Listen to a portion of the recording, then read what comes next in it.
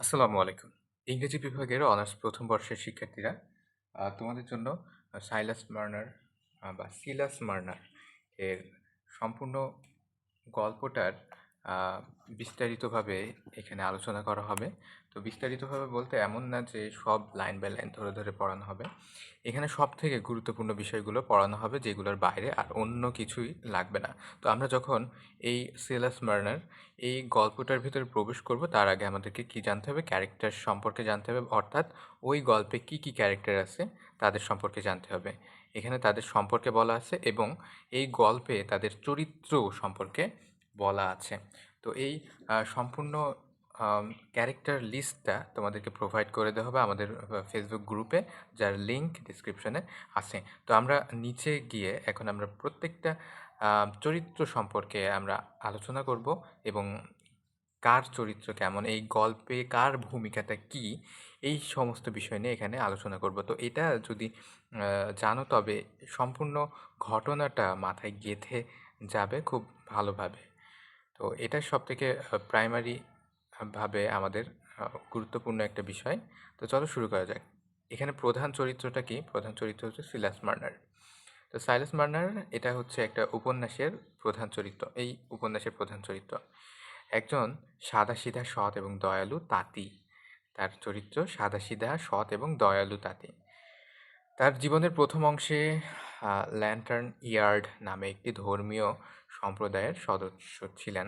তাহলে তার জীবনের ২ টা অংশ আমরা এখানে বুঝতে পারছি। যেখানে তিনি অত্যন্ত ধার্মিক ও বিশ্বাসী ছিলেন।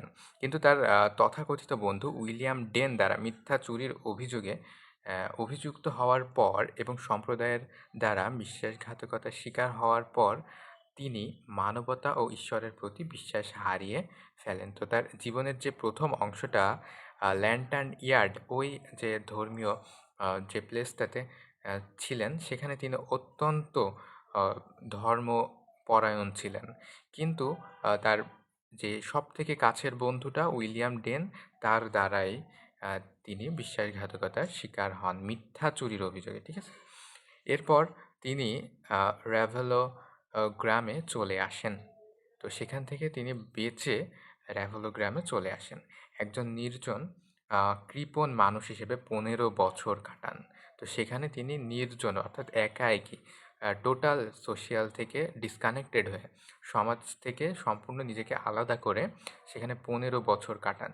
যেহেতু তার মনের আশা, ভরসা, বিশ্বাস ভেঙে গেছে, এত বড় বিশ্বাসঘাতকতার শিকার হয়েছে। এই কারণে তিনি সম্পূর্ণ একা এবং কৃপণ কেন? কারণ সে যা উপার্জন করে তা সে ব্যয় করে না, সম্পূর্ণটা সে জমা করে। এই সময় তার একমাত্র সুখ ছিল তার সঞ্চিত মুদ্রাগুলো। তো এই পর্যন্ত গেল যখন ডাস্টান ক্যাস তার স্বর্ণগুলো চুরি করে, অর্থাৎ তার যে শখের সোনাগুলো ছিল, সোনার মুদ্রাগুলো ছিল, সেগুলো আবার কে চুরি করে? ডাস্টান ক্যাস চুরি করে।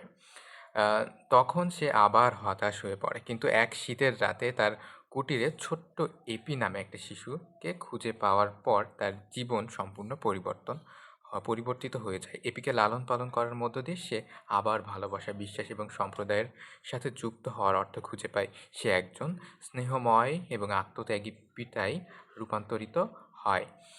অর্থাৎ তার সোনাগুলো চুরি হওয়ার পর যেটা তার জীবনের সবকিছু, তো সেটা হারিয়ে যাওয়ার পর স্বভাবতই সে অত্যন্ত ভেঙে পড়বে।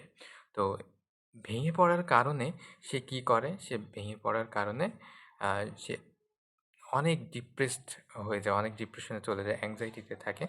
কিন্তু তখনই কি হয়? তার কুটিরে ছোট্ট এপিকে খুঁজে পায়। কিভাবে পায়? সেগুলো সব আমরা গল্পের ভিতরে গেলে আমরা জানতে পারবো। তো ছোট্ট এপি এটা আবার কার সন্তান? সেটাও আমরা গল্পের ভিতরেই দেখব। তো এপিকে পাওয়ার পর সে এক পিতৃস্নেহে তাকে লালন-পালন করে এবং তার জীবন পরিপূর্ণ হয়ে যায়। তার একাকিত্বের সঙ্গী, তার স্নেহ, ভালোবাসা সবকিছু আ ওই এপিকে ঘিরে। সে একজন স্নেহময় এবং আত্মত্যাগী পিতায় রূপান্তরিত হয়। আচ্ছা, তাহলে কে সেই এপি?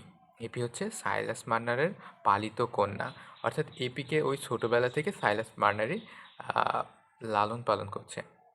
এবার সে আসলে গডফ্রে ক্যাস এবং মলি ফ্যারেনের আ জৈবিক সন্তান। তো এখানে গডফ্রে ক্যাস এটা কে? আমরা এর নিচে দেখব যে গডফ্রে ক্যাস আসলে কে? এবং মলি ফ্যারেন, যেটা হচ্ছে গডফ্রের গোপন স্ত্রী, এবং তাদের যে জৈবিক সন্তান সেই হচ্ছে অ্যাপি। কিন্তু পালিত কন্যা কার? সাইলাস মার্নারের। সাইলাস মার্নার তাকে লালিত পালিত করে।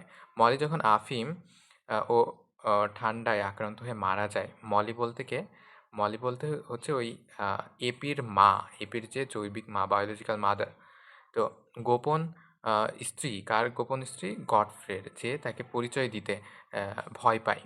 তো সে মলি যখন আফিম এবং ঠান্ডায় আক্রান্ত হয়ে মারা যায়, তখন সে ছোট্ট শিশু হিসেবে সাইলাসের কুটিরে আসে।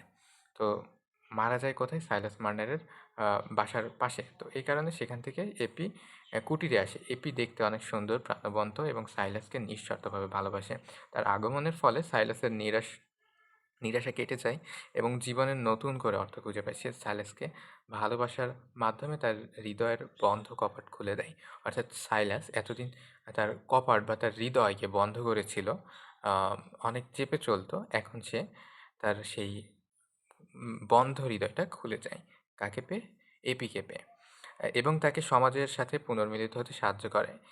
সমাজে উপন্যাসের শেষে আ গডফ্রে ক্যাস তাকে দত্তক নিতে চাইলেও সাইলাসকে ছেড়ে যেতে এপি অস্বীকার করে। ঠিক আছে? এবং আয়রন উইনথ্রপের, যেটা হচ্ছে ডলি উইনথ্রপের ছেলে, তার সাথে বিবাহ বন্ধনে আবদ্ধ হয়ে সাইলাসের সাথেই থাকে। এটা খুবই চমৎকার একটা বিষয় যে ডলি উইনথ্রপ, যে সাইলাস মার্নারকে অনেক সাহায্য সহযোগিতা করে, তারই ছেলে এবং সাইলাসের পালিত কন্যা এপি এদেরকে বিয়ে দেন এবং বিয়ে দিয়ে সবশেষে সাইলাস তার নিজের সাথেই রেখে দেন। তো এটা খুবই চমৎকার একটা বিষয়।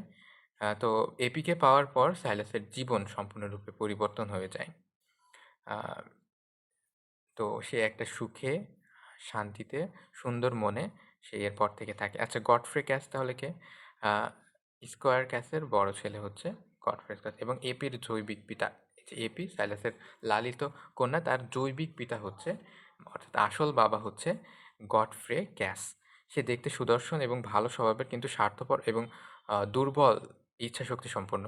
সে যা সঠিক তা জানে, কিন্তু সে তার বিবেকের কথা মানতে প্রস্তুত নয়। অর্থাৎ সঠিক কথা সে জানে, কিন্তু ভয়ের কারণে সে সত্য স্বীকার করতে রাজি না। সে গোপনে মলি ফ্যারেনকে বিয়ে করেছিল এবং তাদের একটি সন্তান, অর্থাৎ এপি ছিল। কিন্তু সমাজে ভয়ে সে এই সম্পর্ক গোপন রাখে। তার মানে তার যে সন্তান, তার স্ত্রী, এটা সমাজ থেকে সে গোপন রাখে। সে ন্যান্সি ল্যামেটারকে ভালোবাসতো এবং তাকে বিয়ে করতে চেয়েছিল। মলির মৃত্যুর পর সে ন্যান্সিকে বিয়ে করে, কিন্তু তাদের সন্তান হয় না। অর্থাৎ সে যে একটা গোপনে বিয়ে করে, তারপরেও তার মনে কি আরেকটা বিয়ে করার আকাঙ্ক্ষা আছে, এবং সেটা হচ্ছে ন্যান্সি। তো ন্যান্সিকে বিয়ে করে, কিন্তু তাদের সন্তান হয় না। অবশেষে ভাই ডাস্তানের মৃতদেহ এবং সাইলাসের চুরি হওয়া স্বর্ণ খুঁজে পাওয়ার পর সে অতীত জীবনের গোপন কথা প্রকাশ করে। অর্থাৎ তার যে ভাই যে কি করছিল, সাইলাস মার্নারের ওই যে স্বর্ণমুদ্রা চুরি হয়ে গেছিল না? ওই চুরি স্বর্ণমুদ্রা পাওয়ার পর তার মৃতদেহের পাশে সেটা পড়েছিল। তো পাওয়ার পর সে তার এই যে অতীত জীবনের যে কথাটা সে গোপন রাখছে, সেটা সে প্রকাশ করে এবং এপিকে তার মেয়ে হিসেবে স্বীকার করে। ঠিক আছে? আচ্ছা, তারপরে আ ন্যান্সি ল্যামেন্টার কে? ন্যান্সি ল্যামেন্টার হচ্ছে গডফ্রের ভালোবাসার পাত্রী এবং তার পরবর্তী স্ত্রী। তো ন্যান্সি, এই যে আমরা পড়লাম যে ন্যান্সি হচ্ছে গডফ্রের ভালোবাসার পাত্রী। গডফ্রে তার মলির সাথে বিবাহ হওয়ার পরেও তার আরেকটা কি ভালোবাসার পাত্রী ছিলেন, এবং সেটা হচ্ছে ন্যান্সি। এবং তার পরবর্তী স্ত্রী, এই যে পরবর্তীতে যাকে বিয়ে করে, সে সুন্দরী, যত্নশীল এবং দৃঢ়প্রতিজ্ঞ। তো ন্যান্সি এর ক্যারেক্টারটা আবার খুবই সুন্দর, চমৎকার, ভালো। সে নিজের জীবনকে কিছু নিয়মে বাঁচিয়ে রাখে, যা কখনো কখনো কঠোর মনে হয়। সে ঈশ্বরের প্রতি অনুগত এবং সৎ জীবনযাপন করে। অর্থাৎ খুব সুন্দর একটা চরিত্র হচ্ছে ন্যান্সির। তো গডফ্রে তার অতীতের গোপন রাখার কারণে তাদের সন্তান হয় না এবং এই বিষয়টি তাকে দুঃখ দেয়। সে এপিকে ভালোবাসলেও গডফ্রের অনুরোধ সত্ত্বেও সে তাকে দত্তক নিতে চায় না। কেন চায় না? এর পিছনে কোনো খারাপ কারণ নেই। কারণ সে মনে করে এটা ঈশ্বরের ইচ্ছার বিরুদ্ধে। অর্থাৎ ঈশ্বর যে তাদের কোনো সন্তান দেয়নি, আ কিন্তু যদি তাকে নেওয়া হয় তাহলে এটাকে সে কি আ ই ঈশ্বরের ইচ্ছার বিরুদ্ধেই এটাকে মনে করবে। তো ডাস্টান ক্যাস আসলে কি এই যে স্কোয়াশের স্কোয়ার ক্যাসের ছোট ছেলে।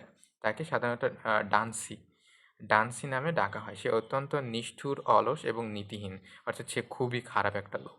সে জুয়া খেলে, মদ্যপানে আসক্ত। সে তার ভাই গডফ্রেকে ব্ল্যাকমেল করে এবং সাইলাসের আম স্বর্ণ চুরি করে পালিয়ে যায়। পরে তার মৃতদেহ একটি শুকনো পাথরের খাদে পাওয়া যায়, যেখানে সাইলাসের চুরি হওয়া স্বর্ণ ছিল। তার চুরির ফলে সাইলাসের জীবনে এপির আগমন ঘটে। তো আল্লাহ তাআলা বা ঈশ্বর যেটা করেন সেটা অনেক মঙ্গলের জন্য করেন। আপেক্ষিকভাবে আমাদের জন্য সেটা দেখতে খারাপ মনে হলেও এটা আসলে মঙ্গল নিহিত আছে এর ভেতরে। ওকে, তো অন্যান্য চরিত্রগুলোও এখান থেকে আমাদেরকে দেখে নিতে হবে। যেমন হচ্ছে স্কোয়ার ক্যাস, যেটা হচ্ছে আ আ রাভেলো শহরের সবথেকে ধনী ব্যক্তি। তো এখানে আমরা এটা দিয়ে দেবো। তারপরে ডলি। ডলি হচ্ছে একজন অত্যন্ত দয়ালু এবং ধর্মপ্রাণ মানুষ। এও খুব ভালো একটা চরিত্র। সে হচ্ছে চাকার মিস্ত্রির স্ত্রী।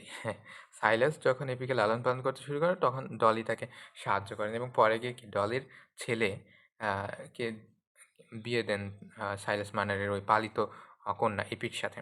তো মলি ফ্যারেন হচ্ছে গডফ্রে ক্যাসের গোপন স্ত্রী বা হচ্ছে এপির জৈবিক মা। একসময় খুবই সুন্দরী ছিল।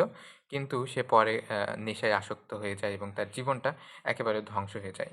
সে কোথায় মারা যায়? সে রাভেলের গ্রামের কাছে এক তুষারময় স্থানে সেখানে মারা যায়। তো এই উইলিয়াম ডেন সাইলাসের সবথেকে কাছের বন্ধু ছিল। সে গর্বিত এবং ধর্মীয়ভাবে গোঁড়া। সে সাইলাসের মিথ্যা চুরির অপবাদ দেয় এবং তাকে ফাঁসিয়ে দেয় এবং সাইলাসের জীবনে যে বড় ট্র্যাজেডি ঘটে, এটা উইলিয়াম ডেনের কারণেই ঘটে। তো মিস্টার মেসি এটা কে?